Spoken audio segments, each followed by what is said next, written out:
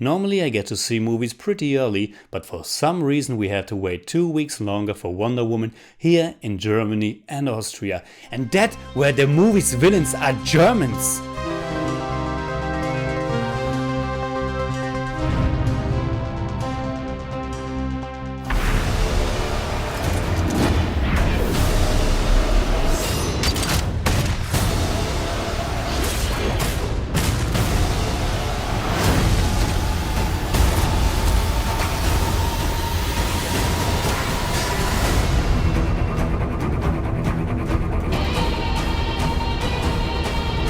I wish I could have seen Wonder Woman completely fresh, with no raving reviews out before. Not because my expectations were too high, no, because then it would have been an even bigger shock of just how great Patty Jenkins' take on the iconic superhero was. Wonder Woman is an amazing movie, full of heart, passion and a positive spirit or at least I think of when I think about a superhero movie. Not that all superhero movies must be positive and bright and a little bit old-fashioned.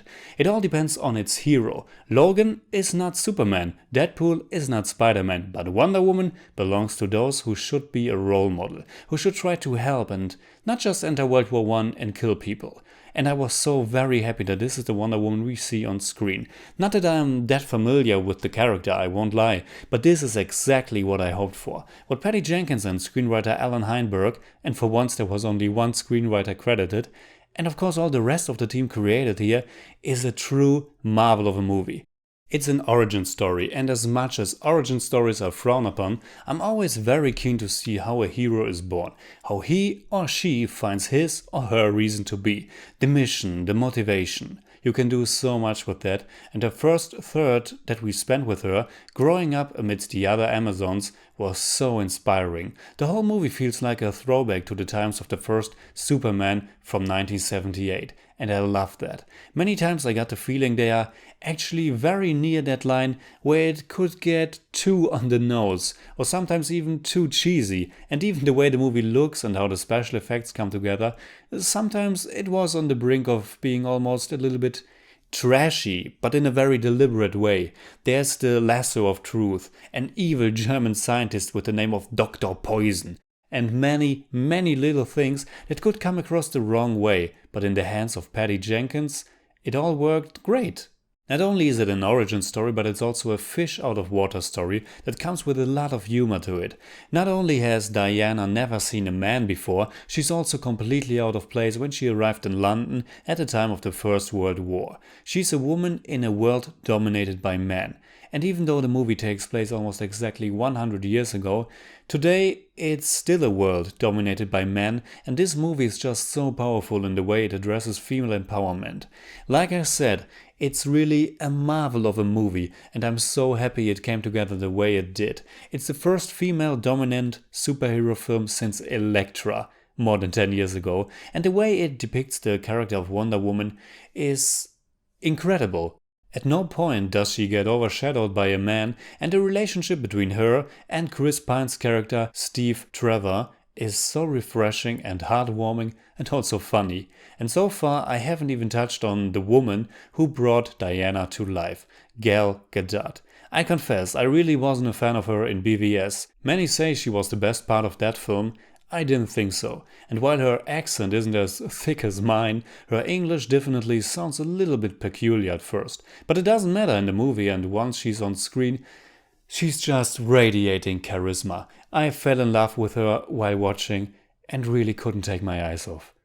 And now I'm sounding like a creep.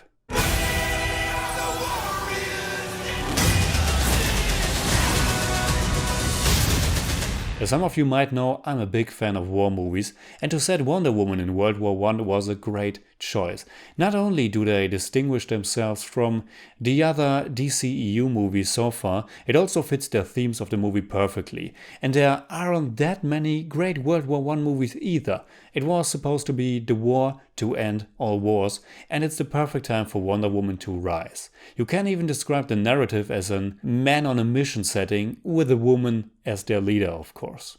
When Diana and Steve first assembled their team, I was afraid that we would get some ordinary throwaway characters, but each one of them ended up being great and memorable. It was such a delight to see Ian Bremner, who's been best known for his roles in Trainspotting 1 and 2.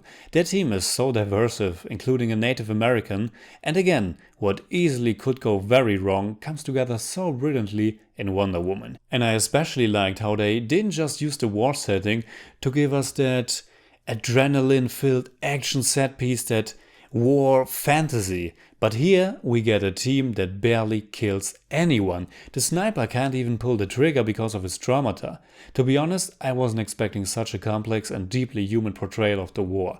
Sure, there are still some kick-ass action scenes, but it's all handled very delicately, and Diana's goal in the first place is always to help. The No Man's Land sequence is already one of my absolute favorite superhero movie moments of all time. And because the main villain or the main antagonistic force could be described as the world of man with all its flaws and its darkness, I was okay with the fact that the physical villain in the end was kind of your typical superhero trope. Overall, this was an amazing movie. I got tears in my eyes many times, not because it was so sad, but because it was so well done and powerful. I got goosebumps, and more so, I felt genuine joy watching Wonder Woman. In German I'd say, ein wunderbarer Film und Liebe besiegt alles. For now, I give Wonder Woman 8.5 out of 10. It's more like 8.7, but I don't do that.